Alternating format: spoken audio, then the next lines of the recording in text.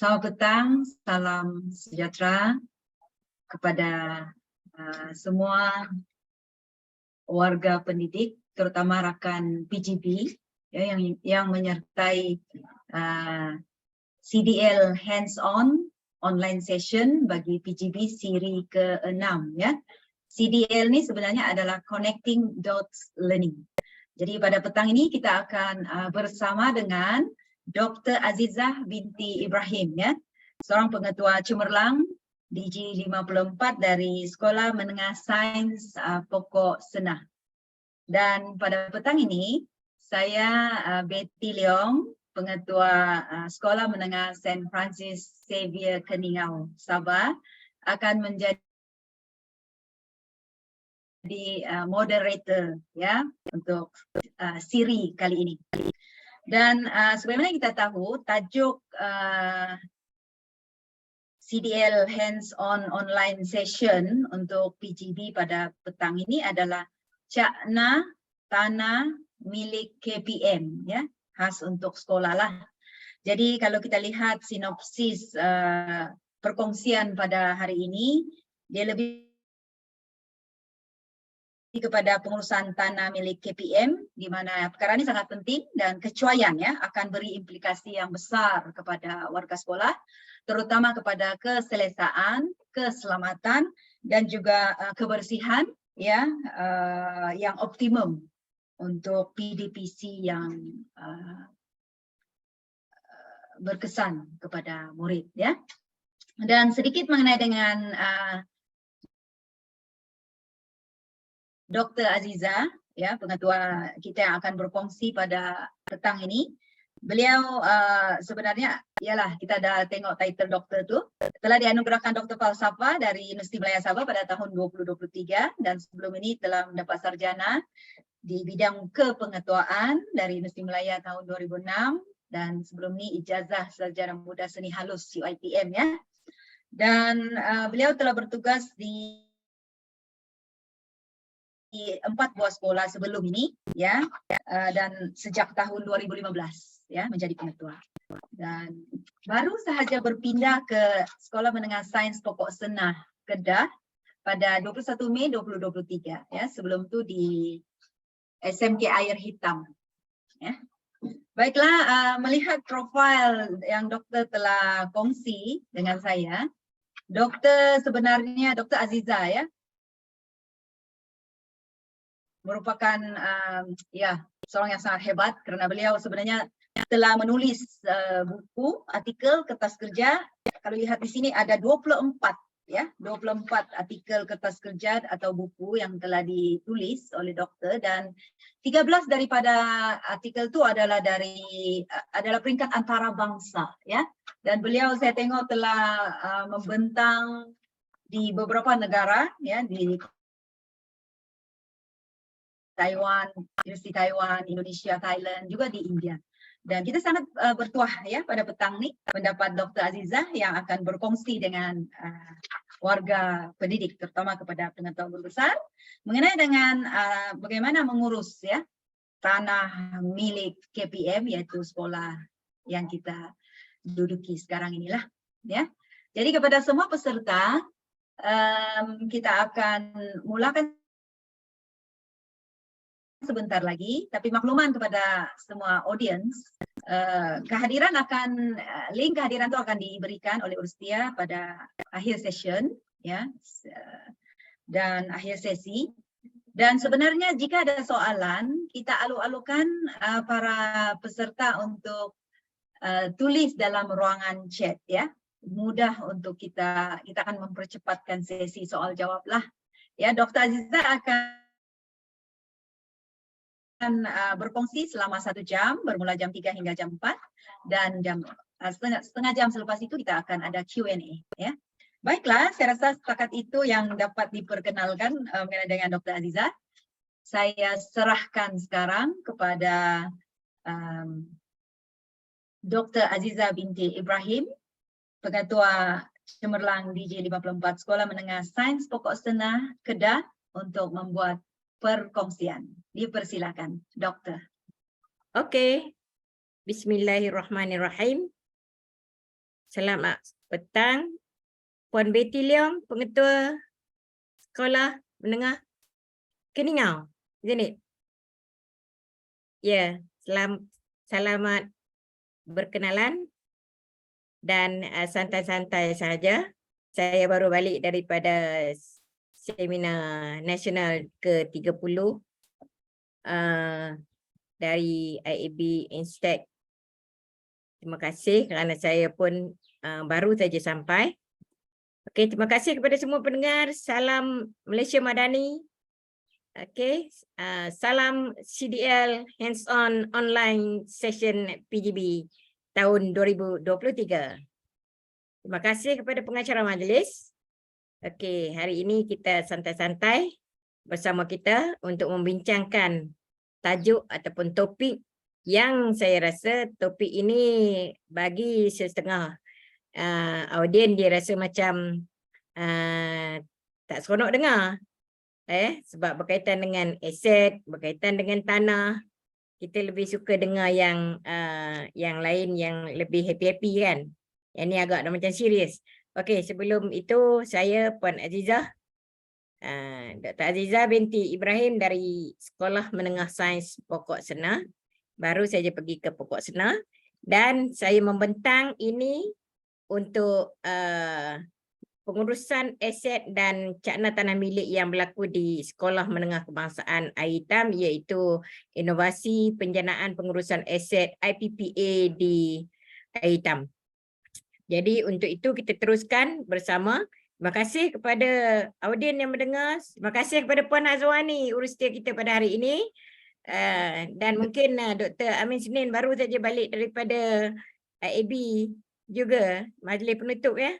Okey, saya teruskan bahawa kita dari segi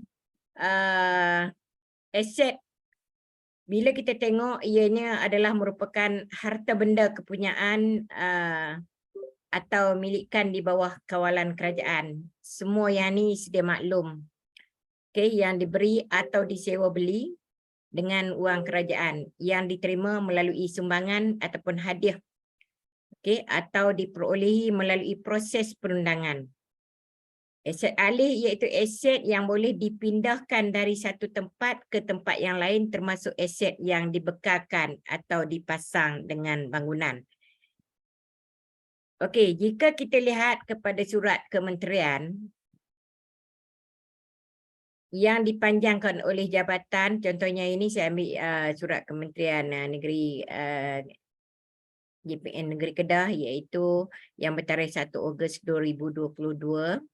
Okey, bahawa sebahagian pengurusan, okey, yang menyatakan bahawa sebahagian pengurusan aset KPM seringkali menerima laporan mengenai kelemahan pengurusan aset di semua agensi di bawah KPM. Ini dia secara rumus sajalah. Okey, antara isu yang dapat dikenal pasti di sini yang kita sentiasa maklum bahawa kita sebagai seorang pengetua, isu yang kita nampak hari ini iaitu aset tidak didaftar dan diberi nombor siri pendaftaran, tanda pengenalan mengikut format yang ditetapkan, aset tidak disimpan di tempat yang selamat dan berkunci, pemeriksaan aset tidak dilaksanakan secara berintegriti dan laporan pemeriksaan aset tidak teratur ataupun kurang teratur lah saya kata.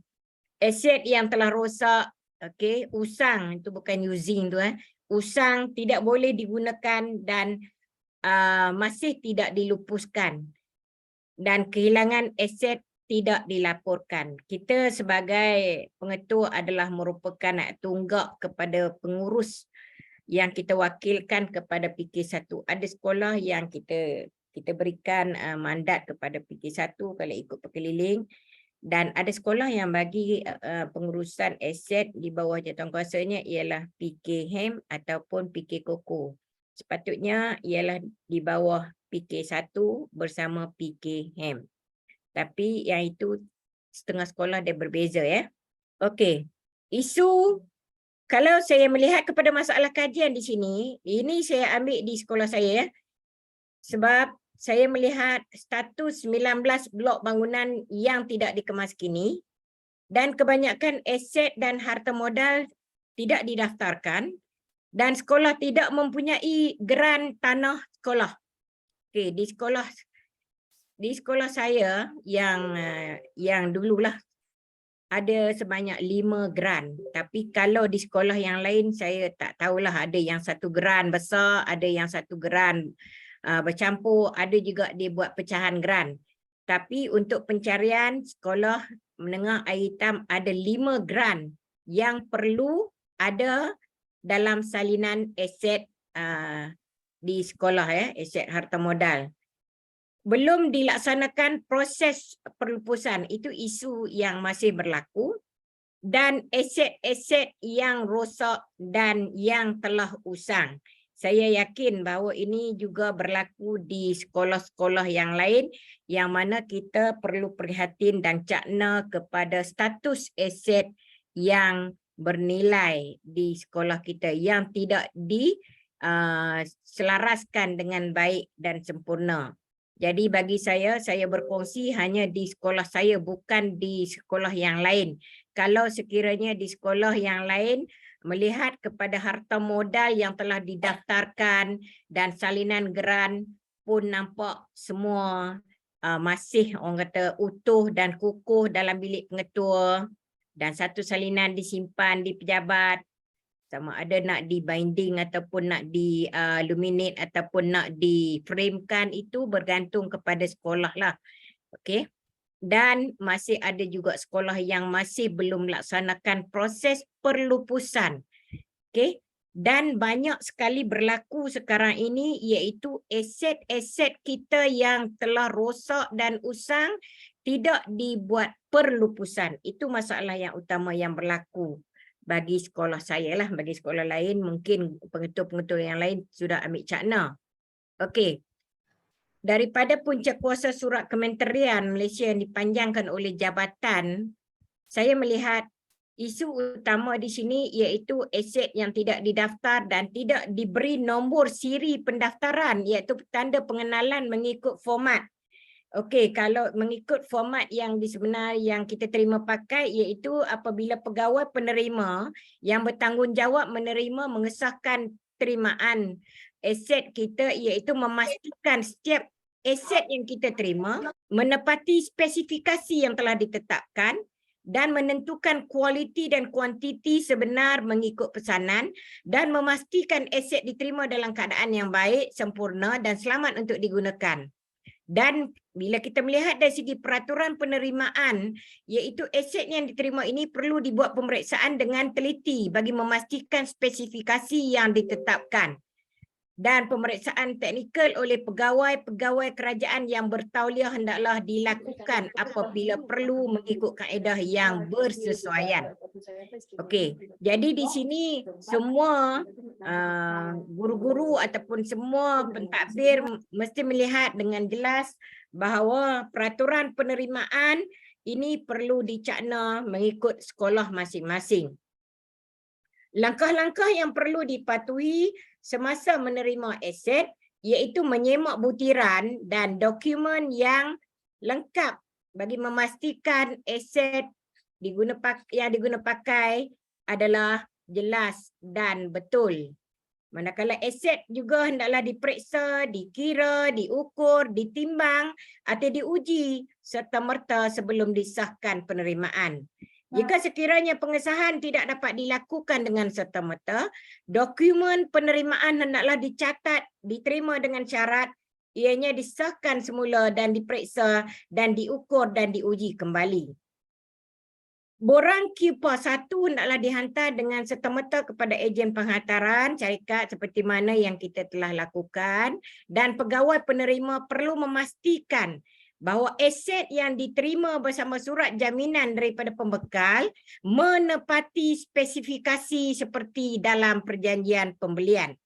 Dan saya ingatkan sekali lagi di sini bahawa dalam bahagian penerimaan ini kadang-kala tidak berlaku di setengah sekolah disebabkan kerana kita hanya menyerahkan kepada yang hantar aset itu saja tanpa kita meneliti bagaimana cara penghantaran, apa ada barang di dalam penghantaran tersebut dan bagaimana ianya diambil alih oleh orang-orang yang tertentu. Ada sesetengah sekolah pegawai aset yang diperakukan tidak menerima, hanya yang diterima kadang-kala saya sebutkan di sini hanya pengawal keselamatan. Dan saya peringatkan sekali lagi lah supaya kita semua sama-sama cakna bahawa penerimaan aset adalah kita berikan kepada orang-orang yang tertentu. Okey? Supaya kita memastikan bahawa aset yang diterima selamat dan diterima dengan seadanya, sepenuhnya dan lengkap. Okey. Isu yang berlaku seterusnya, aset tidak disimpan di tempat yang selamat dan berkunci. Okey, bagi melihat kepada penyelenggaraan aset kerajaan, bagi memastikan bahawa aset ini berfungsi dengan lancar secara berterusan dan selamat digunakan. Sama ada aset yang kita terima, maksudnya kita terus memelihara dan untuk memanjangkan jangka hayat, meningkatkan keupayaan, mengurangkan kerosakan. Ini tugas-tugas kita. Selain itu, ianya menjimatkan perbelanjaan kerajaan, menjamin keselamatan pengguna, mewujudkan suasana kerja yang kondusif serta produktif dan memelihara imej kerajaan. Manakala jenis penyelenggaraan, jika kita lihat dari segi pencegahan, okey, pencegahan dan penyelenggaraan pemulihan, iaitu tindakan membaiki ataupun mengganti komponen atau sumber fizikal supaya dapat berfungsi mengikut standard. Okey, untuk aset yang berlaku tidak disimpan dengan sebetulnya kita tengok isu utama iaitu teguran audit dari segi pengurusan stor. Yang ini saya ambil secara random ya.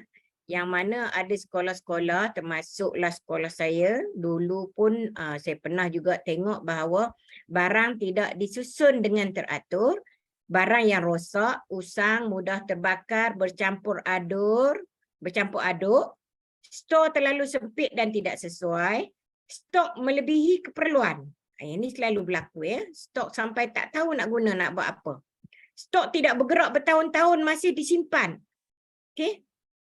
Jadi kita beli kerusi, tiba-tiba kita beli banquet, kita simpan dalam satu stor, bila nak diguna kita cari, tiba-tiba stok itu memang ada dan disimpan.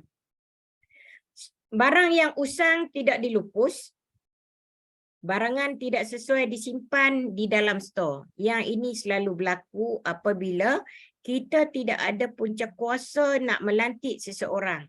Contohnya di sini, apabila berlaku di sekolah yang berlaku peralihan kepada jawatan kuasa aset, yang mana apabila seorang guru itu berpindah, dia tidak melaporkan aset yang diterima kepada pengurus aset yang baru.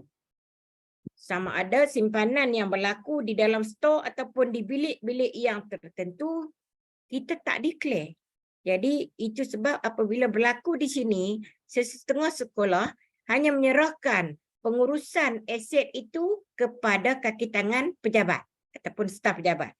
Yang ini pun akan jadi masalah apabila pengurusan aset itu berlaku kepada individu-individu yang kita latih ataupun terlantik dengan berbeza-beza. Maksudnya tahun ini cikgu A, tahun depan cikgu B. Itu jadi masalah lah.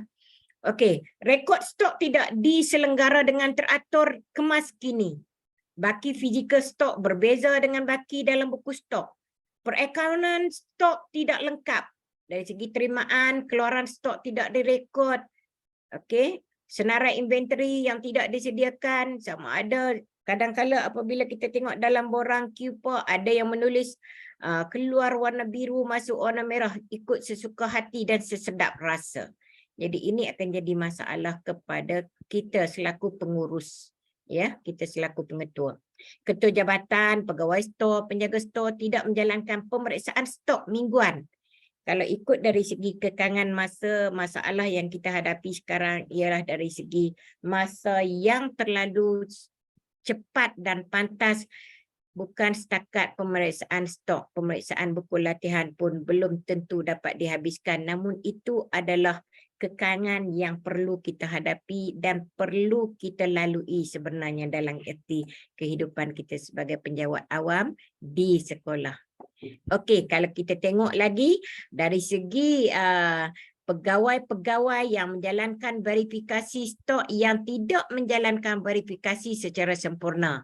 Jadi kalau kita tengok di sini, punca kelemahan pegawai yang menyelia tidak menyemak kerja yang dijalankan oleh kaki tangan.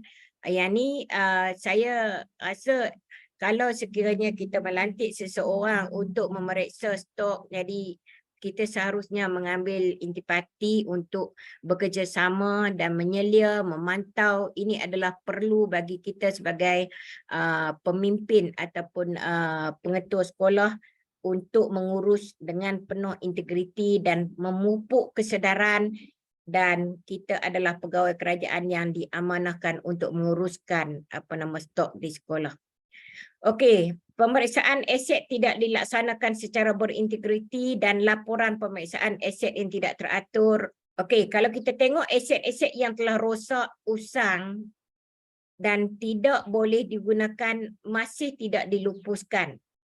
Iaitu kalau kita tengok dari segi aset yang luput tempoh, rosak dan tidak boleh digunakan lagi, masih lagi berlaku, sama ada di sekolah, di pejabat, di makmal, di bilik-bilik khas, di asrama ataupun di sebagainya.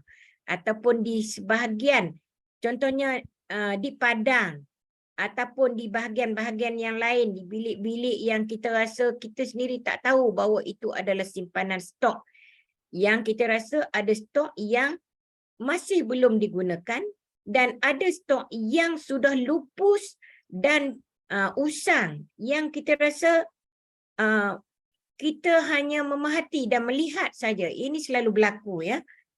Kadang-kadang kita tidak mengambil cakna apabila kita menganggap itu adalah perkara biasa. Okey, tidak ada alat ganti, keupayaan tidak optimum dan tidak ekonomi untuk dibaiki. Kita rasa kita nak baiki, kita rasa macam kos dia tinggi, jadi kita biar. Okey, jadi itu jadi satu isu lah. Okey, jadi ini kita tengok kepada isu yang lain, iaitu kehilangan aset yang tidak dilaporkan. Jadi kalau bagi cikgu sendiri, cikgu tak nafikan bahawa ada sekolah yang maksudnya kehilangan aset kerajaan ini disebabkan oleh perkara-perkara yang tertentu. Kecurian, kebakaran, kemalangan, bencana alam, kesusutan, penipuan atau kecuaian pegawai awam. Apabila kita gagal untuk melaporkan kehilangan, dan aset alih ini adalah merupakan satu aset yang kita rasa dia boleh bergerak. Jadi kita tak tahu hari ini kita tengok meja ada 5 biji di dalam makmal, esok hilang. Kita tak tahu, tanya cikgu A kata cikgu B pindahkan ke sini. Cikgu B kata saya tak tahulah, saya dah tak pegang tahun ni. Itu jadi masalah kepada kita dari segi perubahan-perubahan yang berlaku. Contohnya kalau kita tengok aset alih dari segi inventory, kerusi meja, itu yang paling kecil. Kerusi meja yang ada di kantin, kita tak labelkan kerusi itu adalah kerusi yang ada di kantin.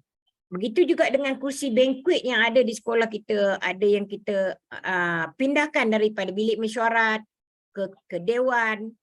Okay? Jadi perlabelan itu adalah penting. Dan cakna pelabelan itu adalah berdasarkan kepada kipa-kipa yang tertentu. Ketua jabatan atau pegawai yang bertanggungjawab ke atas kehilangan atau yang menjaga aset alih atau yang mengetahui kehilangan berlaku, kita hendaklah membuat laporan polis dengan seberapa segera. Okey, kita tengok baru-baru ni pun ada kecurian yang berlaku di sekolah-sekolah yang mana kita rasa macam 2 hari ataupun 3 hari kita baru melaporkan bahawa kita dah kehilangan aset di sekolah kita yang sangat besar. Okay? Dan kita laporkan sehingga ada yang seminggu, ada yang 7 hari, 8 hari macam tu. Jadi ini akan menjadi satu kesalahan jika ia sebagai satu alasan mempercayai kesalahan jenayah telah dilakukan berhubung dengan kehilangan. Kita sentiasa dikunjungi oleh pegawai-pegawai yang anggap bahawa benda itu adalah terlalu penting, kan? Dan kita selaku pengetua rasanya kalau kita tak cakna, sebenarnya pengetua mudah terdedah dengan kesalahan dan kesilapan. Itu yang menjadi tidak kata pada orang lain, pada saya sendiri. Perkara-perkara ini amat runsing di pikiran kita. Dan kadang-kala dari darah tinggi boleh naik, stres pun semua berlakulah di sini. Jadi sebenarnya itu bermuhasabahlah kepada diri kita sebagai seorang penjawat awam. Semua kehilangan aset ahli keselamatan, peralatan keselamatan dan komponen strategik hendaklah dibuat laporan. Tafsiran aset ahli keselamatan, peralatan keselamatan dan komponen strategik hendaklah mengikut akta atau peraturan agensi keselamatan. Okey, rasionalnya adalah untuk mengenal pasti kedudukan nilai aset yang ada di sekolah saya, menyelaras pendaftaran semula aset dan harta modal, membentuk pengkalan data aset di sekolah menengah saya sebagai rujukan dan mewujudkan dashboard pengurusan aset dan harta modal. Okey, di mana objektif yang saya lihat itu iaitu aset perlu penambahbaikan dalam di sekolah saya supaya lebih tersusun dan teratur. Hartanah, bangunan aset dan harta modal perlu didaftarkan dan diuruskan dengan baik. Terdapat keperluan wujudnya pengkalan data bagi menguruskan aset kerana sekolah saya merupakan sekolah pusat tanggungjawab yang mana sekolah yang saya duduki sekarang adalah sekolah PTJ. Begitu juga dengan sekolah terdahulu saya lah, sekolah Mawangsa pun PTJ juga ya. Okey, untuk pengurusan aset dan infrastruktur kita lihat dari segi analisis SWOT, iaitu nilai aset keseluruhan yang melibatkan bangunan, harta modal dan aset lebih 8,000 aset dan harta modal telah berjaya direkod walaupun lokasi belum dikenal pasti.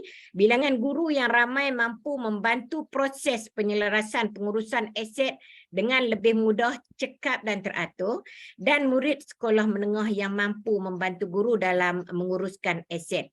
Okey, jika kita lihat dari segi kelemahan, iaitu tiada mesyuarat pengurusan aset dalam tempoh yang lama. Yang ini berlaku. Pemeriksaan aset secara berkala tidak dilaksanakan. Pengurusan aset disemak secara tidak berintegriti.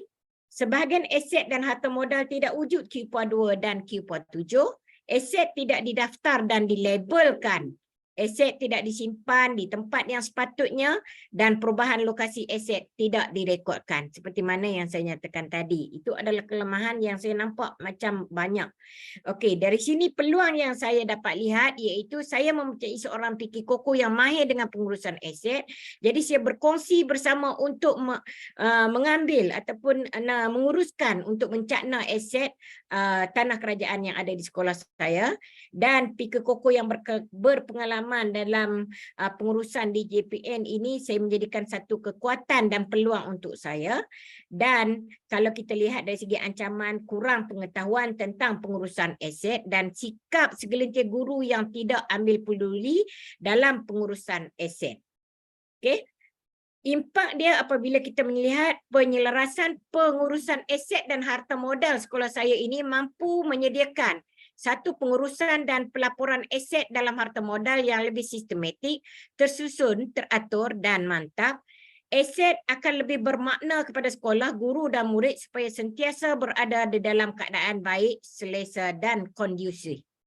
Okey, jika kita lihat di sini, apa yang saya paparkan ialah dokumen hak milik tanah iaitu grant yang ada di sekolah kita iaitu dapatan pencarian telah saya buka iaitu melibatkan dengan pejabat tanah yang berada di Jitra. Keseluruhan keluasan grant mengikut MUKIM GM 496, GM 212, GM 494, GM 196 dan HSM 471. Iaitu dari segi tapak tambahan sekolah menengah air hitam, dan tapak sekolah menengah air hitam yang bersifat mengikut lot-lot yang telah dicakna oleh geran ya. Okey, dokumen hak milik yang ada di dalam geran ini yang dapat kita lihat bersama kedudukan geran dan mengikut nombor-nombor. Okey, jadi saya teruskan. Okey, di sini adalah kedudukan tapak yang sebenar. Dia nampak agak blur sikit sebab dalam pencarian tersebut kita gunakan gambar daripada atas ya, daripada satelit. Okey, ini adalah kedudukan tanah dan kedudukan geran yang gerannya GM 496. Okey. Yang berlaku satu isu iaitu penggunaan tanah, pemilikan tanah yang berlaku di dalam kawasan sekolah yang bergaris putus-putus yang sebelah kanan itu. Okey, yang ni adalah tanah sekolah yang telah diwartakan oleh kerajaan, namun tanah ini telah diduduki oleh orang perseorangan. Okey, cadangan intervensi ialah melaporkan kepada Jabatan Pendidikan Negeri Kedah untuk tindakan selanjutnya. Saya yakin bahawa ada sekolah yang lain tanah juga mungkin diduduki ataupun disewa ataupun diselenggarakan oleh pihak-pihak yang lain. Namun jika kita lakukan pencarian geran, maka kita boleh kenal pasti sama ada pemilikan tanah tersebut adalah berpunca adalah datang daripada tanah daripada geran sekolah itu sendiri ataupun tanah daripada lot-lot individu. Okey. Dari segi sejarah penubuhan sekolah, saya ringkaskan di sini bahawa sekolah saya telah ditubuhkan pada tahun 1965. Okey, pada peringkat awalnya penubuhan pelajar terpaksa ditempatkan di Sekolah Kebangsaan Jerlut, okey, dan di Sekolah Kebangsaan Alor Janggus dan di Sekolah Menengah Nurul Islam. Bangunan asal sekolah itu ada 3 bangunan, 2 tingkat tapi telah siap dan mula beroperasi pada 6 April 1968. Pada tahun 1972, 2 buah makmal dan bengkel telah dibina. Asrama juga telah dibina pada tahun 1985. Bangunan tambahan juga telah dibina pada tahun 1990. Dewan Besar dibina pada tahun 2010 dan 2 buah bangunan 4 tingkat yang mula dibina pada tahun 2012. Okey, bagi menampung pertambahan pelajar yang mula beroperasi pada 2015 selepas 2 buah bangunan lama yang telah dirobohkan. Okey, penjelasan bangunan dari segi tapak asal dengan 3 buah bangunan sekolah 2 tingkat telah mula beroperasi pada tahun 1968 iaitu Geran Mukim 196 dan Geran Mukim 212 dan geran yang masih belum diterima tapi sekarang sudah diterima iaitu Geran Mukim 471. Tapak tambahan pada tahun 1980-an dengan pertambahan padang sekolah dan asrama Geran Mukim 496 dan Geran Mukim 494. Dan sekolah mempunyai 19 blok bangunan yang terdiri daripada pelbagai fungsi termasuk dewan. 1 blok dikategori sebagai tidak selamat untuk digunakan iaitu di blok pertanian dan terima bangunan baru 2 blok pada tahun 2015 iaitu blok G dan H yang merangkumi bilik darjah, makmal, sains, fizik, bio, kimia dan sains teras, 1 pusat sumber, 1 bilik reka cipta, 1 bilik mesyuarat, 1 bilik guru menggantikan blok lama. Bangunan lama blok B dan blok D kekal dan semua makmal sains diserahkan kepada Panitia Pendidikan Islam, Bahasa Arab dan Pendidikan Seni untuk diuruskan sebagai bilik khas Pendidikan Islam, bilik seni dan Bahasa Arab.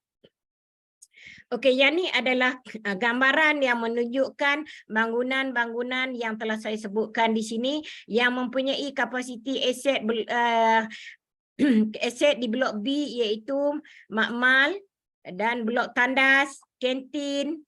Okey, semuanya saya telah paparkan di sini dan apabila kita memerhatikan yang line kuning yang berada di sini, ini adalah padang, ini adalah bangunan sekolah dan line kuning ini adalah tanah milik sekolah yang telah dibina perumahan oleh individu mungkin berdasarkan kepada ciri hak milik yang berlaku suatu ketika dahulu akibat daripada kurangnya pengetahuan ataupun pencarian di pejabat tanah.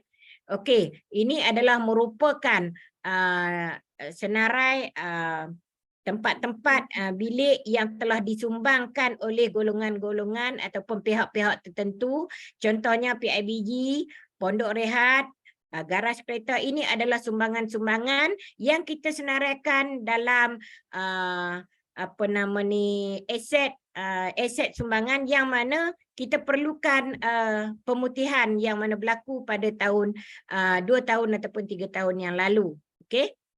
Okey, dari segi pertambahan bangunan, isunya terdapat blok bangunan yang tidak selamat digunakan, iaitu di blok pertanian. Dan kami cuba mengemukakan surat pemakluman kepada JPN Kedah dengan di bawah program pemutihan untuk tindakan selanjutnya. Makmal sain lama yang diubah status bilik khas tanpa menggunakan permohonan kepada Jabatan Pendidikan Negeri Kedah. Aset yang berada di makmal sain lama perlu dilupuskan kerana terlalu usang. Kebocoran lantai tandas guru perempuan menyebabkan bilik khas di bawah dilimpahi air dan tandas dan kebocoran bumbung. Kritikal blok D. Manakala intervensi yang kita lakukan di situ iaitu blok tersebut telah dipasang pita keselamatan seperti yang disarankan dan akan dilaporkan kepada pihak PPD dan JPN Kedah untuk tindakan selanjutnya dan mengemukakan permohonan perubahan status bilik khas kepada jabatan dan mengenal pasti aset yang perlu dilupuskan dan mengemukakan permohonan pelupusan kepada jabatan. Pertambahan 12 binaan bangunan tanpa mengemukakan permohonan kepada JPN juga adalah merupakan satu isu yang mana ianya adalah berpunca daripada sumbangan daripada pihak-pihak yang tertentu. Jadi di sini kami telah mengemukakan aduan kepada PPD dan JPN untuk tindakan selanjutnya. Okey, ini adalah pengurusan aset harta modal iaitu di mana kita mempunyai kuantiti aset yang ada yang termasuk kerusi, meja, bangku, semua ini adalah didaftarkan di bawah aset mudah alih, di bawah inventory. Semua ini boleh dilihat sama juga macam di sekolah yang lain. Mesti kita rekodkan mengikut bilangan-bilangan yang ada, mengikut komponen yang boleh dipakai dan yang mana telah lama, yang baru, semuanya kita masukkan di dalam senarai harta modal. Okey? Begitu juga harta modal dari segi penggunaan ICT, desktop, laptop, apa semua macam ni, kita masukkan di dalam jumlah dan nama harta modal dengan kuantiti yang ada di sekolah kita.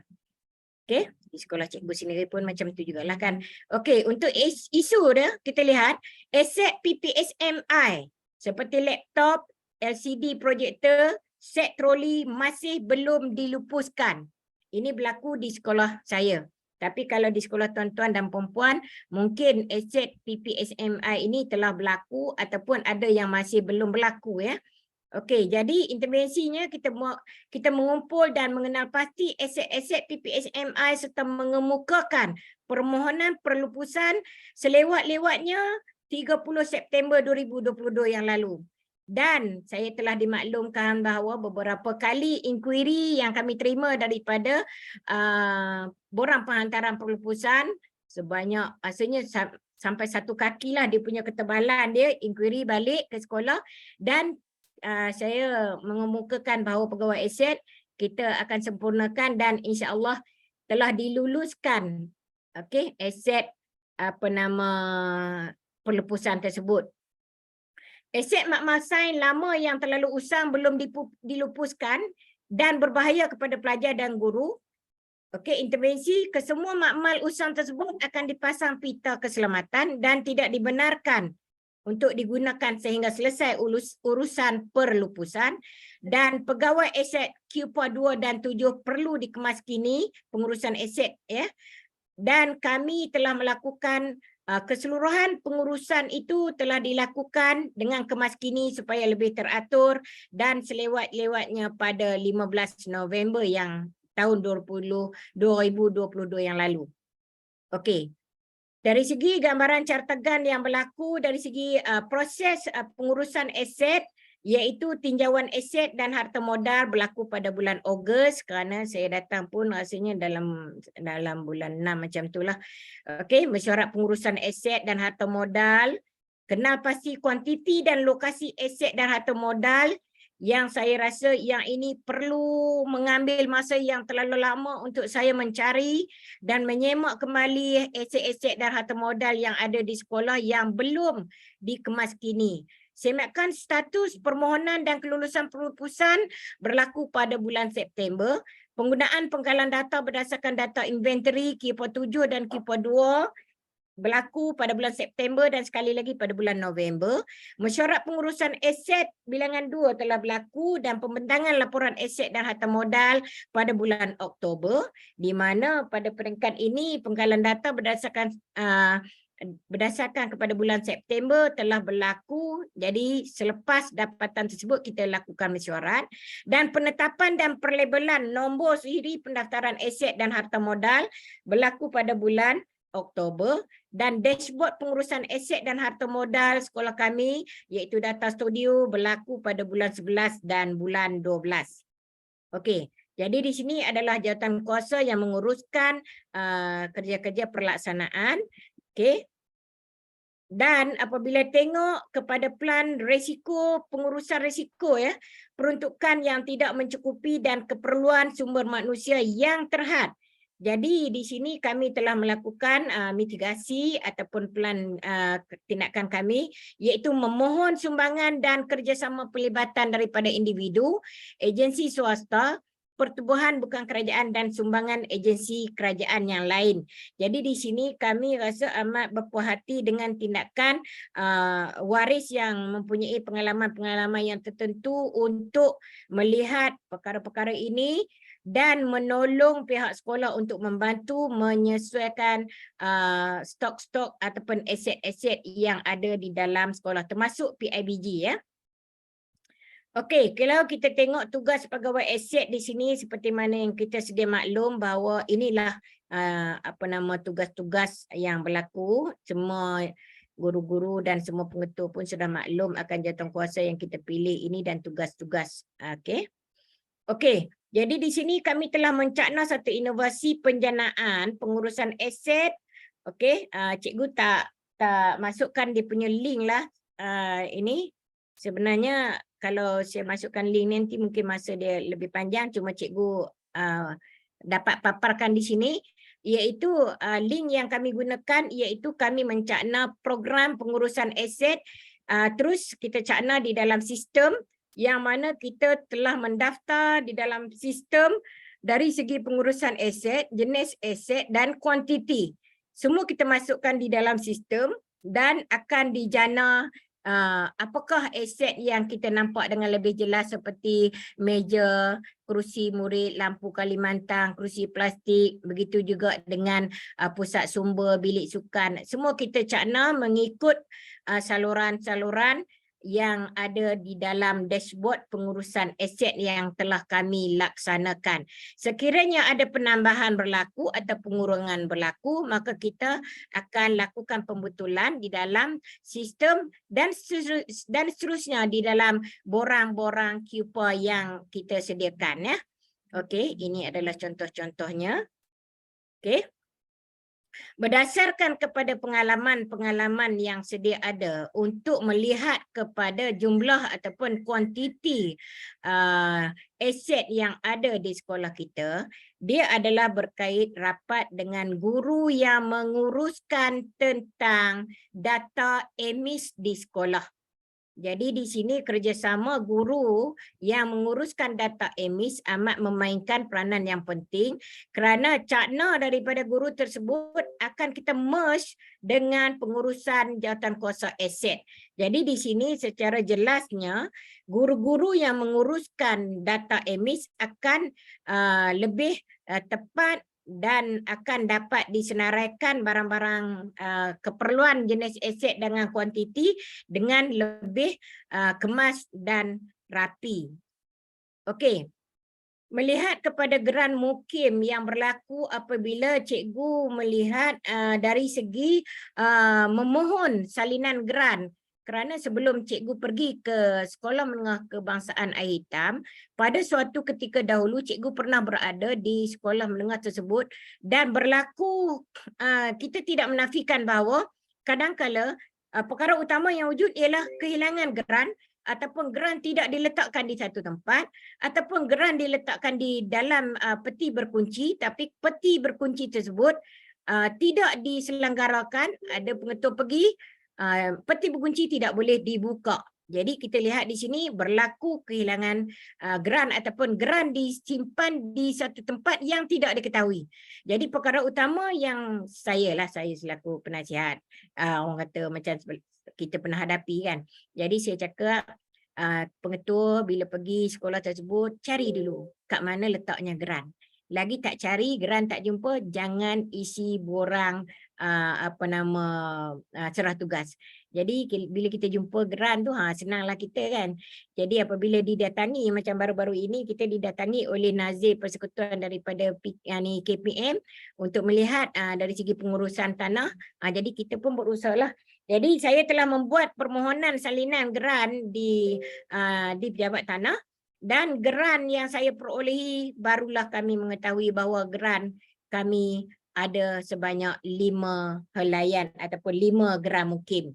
Okey, di sini saya nak pastikan bahawa perlabelan ataupun di mana kita perlu memuat labelkan harta modal yang ada di sekolah kita, sama ada dalam kita jana dalam bentuk stiker, dalam bentuk kertas yang ni kita laminate, ataupun dalam bentuk yang lain. Ada setengah sekolah ada menggunakan liquid paper, menggunakan marker ataupun apa saja. Okey, itu terserah kepada sekolah untuk buat perlabelan. Jadi untuk geran mukim yang saya salurkan di sini, saya telah dapat capai 5 geran yang saya rasa saya sangat berpuas hati dengan tindakan dan kerjasama yang kami telah laksanakan, dan semuanya dipermudahkan urusan, dan fikir kukuh saya bertindak untuk pergi ke pejabat tanah sama ada di Alostar sebagai induk dan di tempat-tempat yang lain. Jadi saya melihat di sini keberkesanannya dari segi pengurusan geran ini berlaku dengan kerjasama yang padu daripada pihak pejabat tanah lah. Okey, ini perjumpaan pencarian geran yang saya rasa puas hatilah dengan tindakan kami pihak pengurusan untuk melakukan pencarian geran ini. Okey. Okey, ini adalah gambaran panorama aset yang ada di sekolah saya. Okey. Okey, tu gambar pengetua tu dengan tangannya. Gitu. Okey, jadinya kita dapat lihatlah bahawa pengurusan aset dan cakna yang terkini yang saya telah lakukan, yang mana ada yang saya puas hatinya apabila semua aset dan harta modal saya dapat rekod dari masa ke semasa bersama pegawai-pegawai dan guru-guru dan pelajar di sekolah lah. Okey, jadi kita boleh lihat bagaimana penyusunan perubahan yang berlaku. Contohnya kerusi ataupun meja yang dilabelkan di dewan, kita akan masukkan kod. Kalau dewan makan, kita akan tulis DM. Kalau dewan besar, kita akan kod DB. Maksudnya apabila berlaku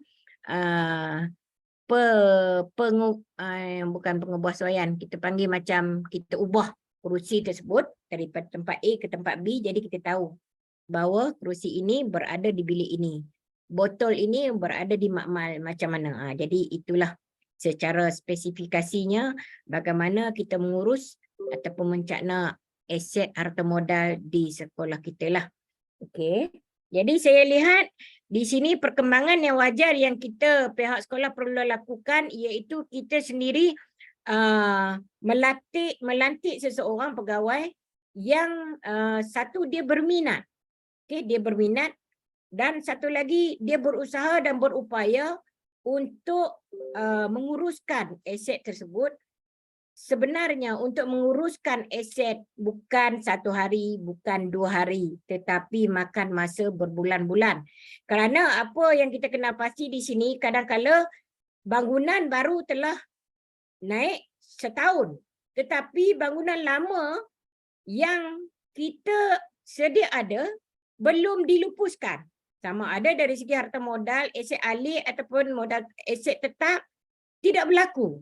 Jadi di sini yang menjadi satu isu yang kita rasakan kita terleka, sama ada kita kurang menitik beratkan tentang aset tersebut ataupun kita seolah menganggap bahawa bila kita masuk ke sekolah tersebut, kita mengandaikan bahawa benda itu sudah ada dan sedia telah dilupuskan oleh pemimpin yang lama ataupun pengetua yang lama.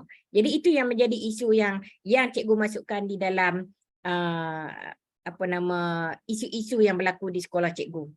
Okey, jadi di sini tuan-tuan dan puan-puan, berdasarkan kepada pemindahan aset hak milik dan pencerobohan yang berlaku ataupun pengambil alihan individu-individu yang lain di dalam lot tanah hak milik aset tanah sekolah, saya selaku pengetua ingin memberi gambaran bahawa di sini bahawa perlunya kita sebagai pengetua untuk cakna pengurusan tanah KPM yang telah diserahkan kepada kita sebagai pengetua untuk kita mengurus, dan sekiranya berlaku apa-apa hal yang kita rasa kita tak tahu, kita merujuk kepada pihak-pihak yang lebih arif untuk menilai tentang kedudukan dan apa yang berlaku di sekolah kita.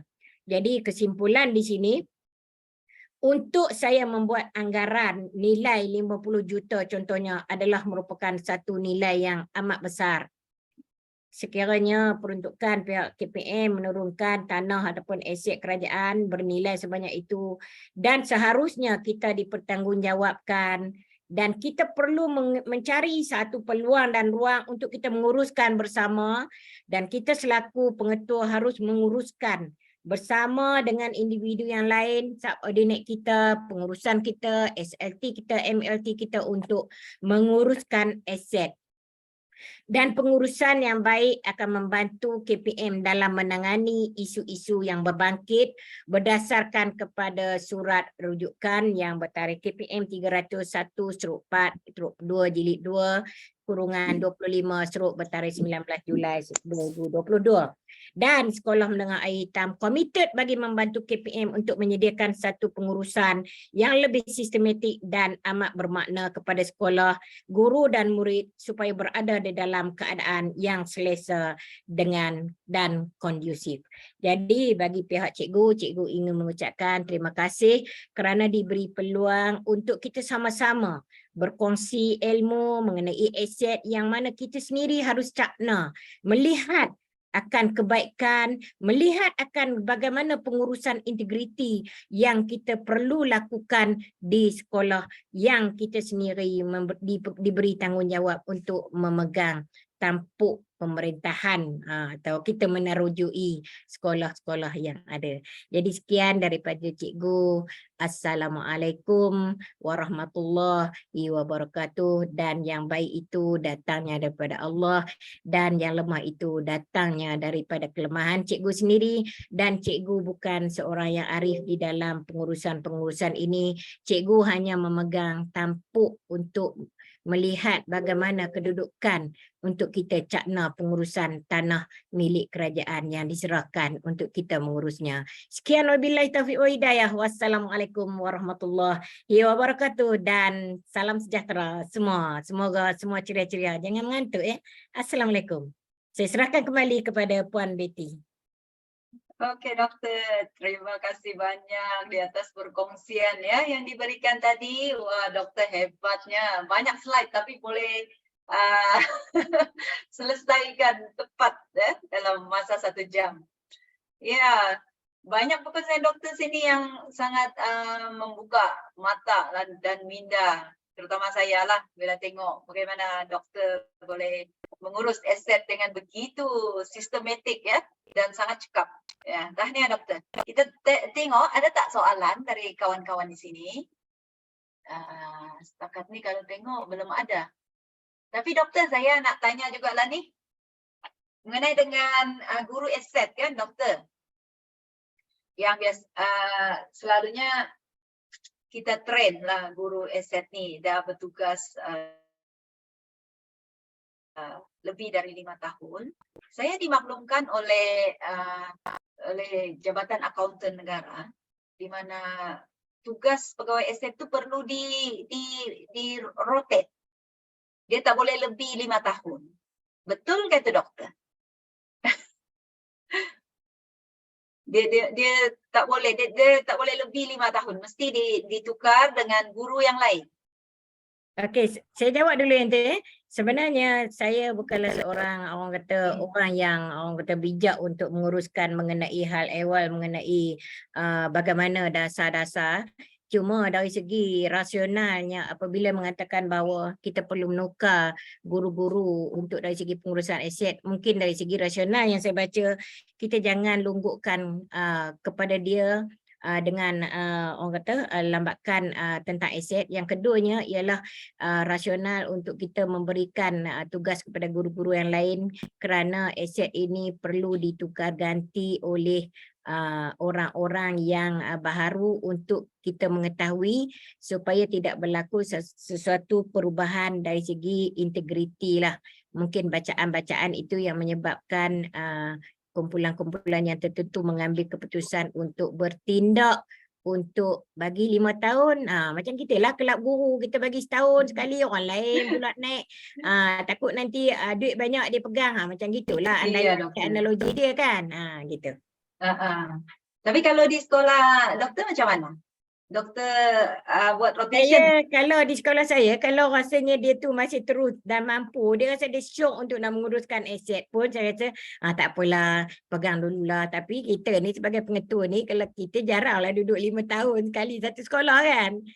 Jadi gitu. Jadi kalau kita duduk 2 tahun, pegang 2 tahun orang sama lah. Lepas tu kalau pengetua baru masuk, dia nak lantik orang lain, kita serahlah kan. Okey.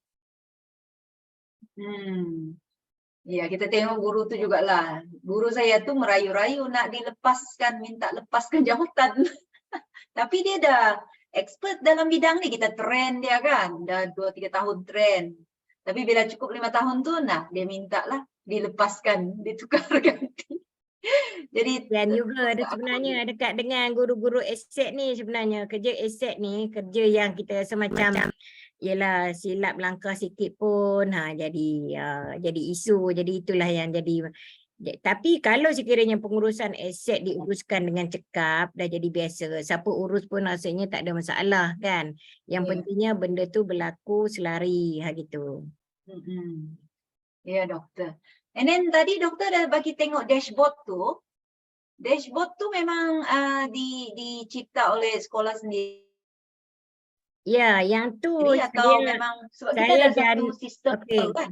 Sistem tu sekarang ni untuk pengurusan aset, saya rasa banyak sekolah yang buat ikut sistem masing-masing, tapi saya tak adalah saya nak Google untuk nak cari macam tu, sebab saya ada keupayaan yang mana fikir kokoh saya ni dia mempunyai satu ilmu pengetahuan tentang ICT dari segi bagaimana saya nak macam mana kita nak rekodkan aset kita di dalam satu tempat supaya ia tak hilang. Lepas tu bila kita jana aset kita tu dia macam kita tahu hari ni orang datang nak tahu berapa bilangan meja yang ada. Jadi senang. Jadi sebenarnya kalau orang yang pandai ICT ni, tak adalah saya nak cakap saya pun tak pandai ICT, tapi bila saya melihat dari segi pengurusan yang dilakukan dalam aset apabila kita masuk dalam sistem Excel ni, rasanya tak semua sekolah mempunyai orang kata dapatan yang berbeza saya rasa. Cuma aset saya tadi ni dari segi pelupusan tarikh itu kita masukkan lagi kolom-kolom yang sesuai lah. Jadi apabila saya ceritakan di sini, mungkin setengah sekolah ni dia dah dapat satu idea macam mana nak menguruskan stok dari segi soft copy ataupun hard copy. Ada yang setengah sistem filing kan. Jadi maksudnya setengah disimpan di pejabat. Jadi tak ada masalah itu. Sebenarnya bergantung kepada kita bagaimana nak menguruskan peletakan aset, sama ada nak buat link ke, nak buat macam mana ke, terserahlah. Gitu. Thank you doktor. Cuma ada portal kan? Ada portal SPA ke tu yang kita kena key in semua tu. Ada yang tu. Portal SPA yang tu, SPPA.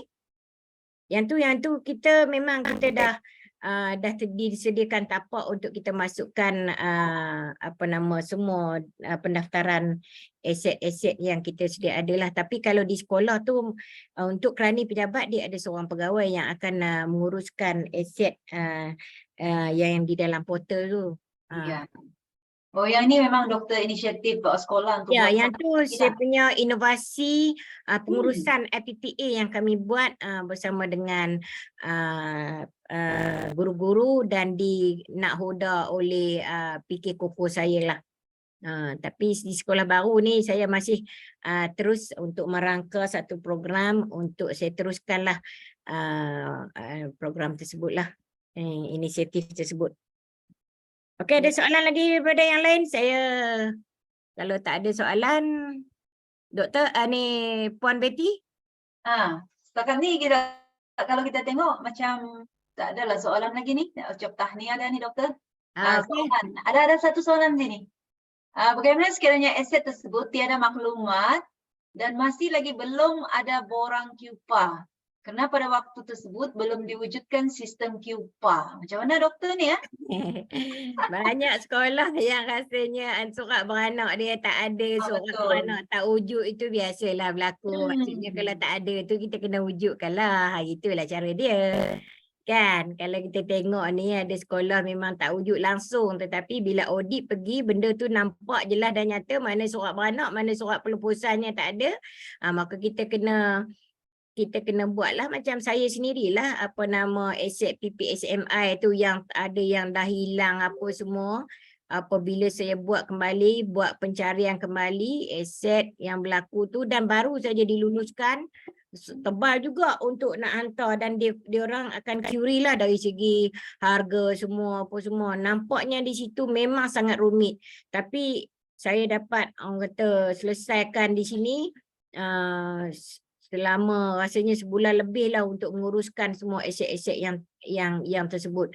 Yang mana tak ada, kita kena cari, yang mana yang hilang. Macam kita hilang surat beranak lah kan. Kita cari. Kalau sekiranya sekolah kita tak dilawati oleh Nazir ataupun orang KPM, mungkin terserah kepada sekolah lah untuk nak bertindak macam mana dari segi keperluan aset kan. Jadi yang pentingnya kita perlu wujudkan satu, orang kata, tindakan untuk kita tahu kita ada berapa banyak aset yang sedia ada. Gitulah. Okey, terima kasih doktor. Ada lagi tak yang nak bertanya soal jawab ni? Peluang kemasan ni nak tanya doktor sebab memang pakar.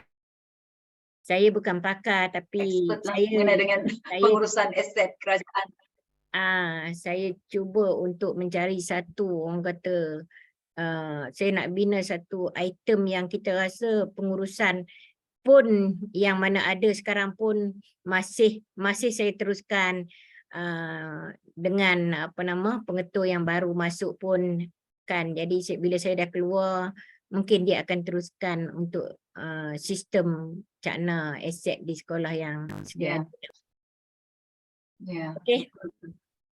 Okey doktor, nak tengok macam semua berpuas hati dengan perkongsian doktor, dan memang sesungguhnya kita sangat bangga dengan apa yang doktor telah buat untuk sekolah Air Hitam, sekolah menengah kebangsaan Air Hitam, di mana aset telah diurus dengan begitu sistematik dan dapat diurus dengan sangat baiklah ya. Tahniah doktor bersama dengan kru guru-guru dan juga AKP. Assalamualaikum. Ya, ni ada soalan nih secara langsung. Tahniah kepada Dr. Azizah. Ya, saya daripada SK Seri Selangor mengucapkan jutaan terima kasih. Sama-sama. Dapat sesuatu manfaat lah. Memang sebenarnya untuk melakukan pengurusan aset ni dia memang kena secara terancang. Macam saya pun sama macam doktor sekolah baru dan saya kena menguruskan lah, kena cakna dengan aset sekolah ni, dan saya mohon nanti sekiranya bahan ni boleh diberi, macam mana cara dia, bahan tu. Sebab saya sangat tertarik lah untuk mengikuti cara pengurusan aset di sekolah. Sekian, terima kasih doktor dan pengacara. Ya, terima kasih. Okey, terima kasih cikgu. Okay. PowerPoint ni doktor sudi share dengan peserta. Saya kalau untuk PowerPoint ni ada benda-benda yang saya rasa contohnya macam geran tanah hak milik tu saya cuma kongsikan. Cuma kita kalau sekiranya ada kawan-kawan yang nak buat screenshot tak ada masalah lah. Tapi untuk saya bagi, saya akan olah sikit lagi untuk saya masukkan dan boleh PM saya terus untuk nak bagi link tu boleh lah. Macam mana peserta nak PM doktor? Nak bagi nombor phone di chat ke? Saya akan berurusan dengan SMK Sains Pokok Sena ya. Ya. Yalah, terus berurusan dengan pejabat. Saya rasa memang saya memahami lah, di situ pun saya tengok tadi ada geran, ada sekolah.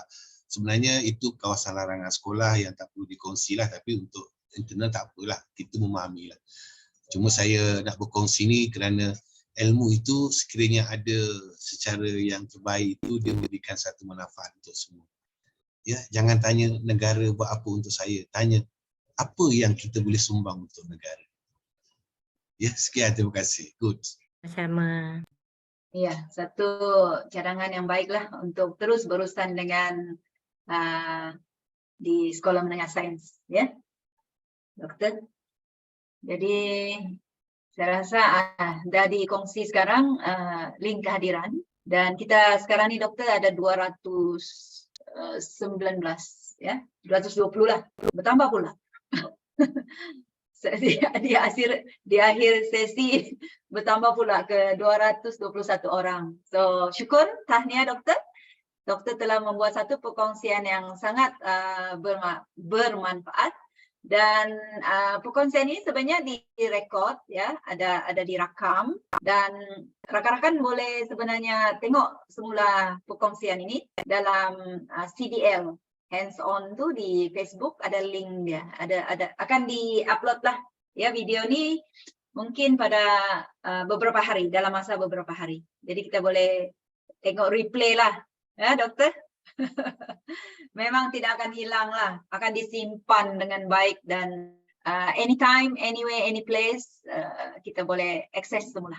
Jadi kita ucapkan jutaan terima kasih kepada Dr. Azizah binti Ibrahim yang telah membuat perkongsian yang begitu sangat baik dan berkaitan dengan aset kerajaan ya, dan kita sangat bersyukur mendapat ilmu yang disampaikan pada hari ini. Dan kita akan berjumpa lagi minggu depan, dan kali ini Dr. Azizah akan jadi moderator dan saya akan berkongsi ya berkaitan dengan bagaimana kita melindungi masa instruksional menggunakan satu kaedah, iaitu kaedah jual beli. Saya rasa ada juga sekolah buat ni, cuma ini version dari sekolah saya lah, mungkin boleh kita lihat bersama dan mungkin boleh kita tambah baik juga secara bersama. So doktor, sampai di sini dahulu doktor dengan para peserta, dan kita akan mungkin terus mengikuti perkembangan doktor, sebab saya tengok doktor banyak membuat perkongsian, pembentangan dan penulisan artikel, dan mungkin nanti bolehlah saya Google cari artikel yang doktor dah bentang tu. Banyak bidang kan doktor? Dari bidang kepimpinan sehingga lapor kurikulum dan juga akademik semua, memang nampaklah apa yang doktor buat sangat bagus ya. Dan kita berjumpa lagi doktor di lain masa. Terima kasih kepada Dr. Azizah binti Ibrahim ya yang telah berkongsi pada hari ini. Thank you very much. Terima kasih semua. Bye bye.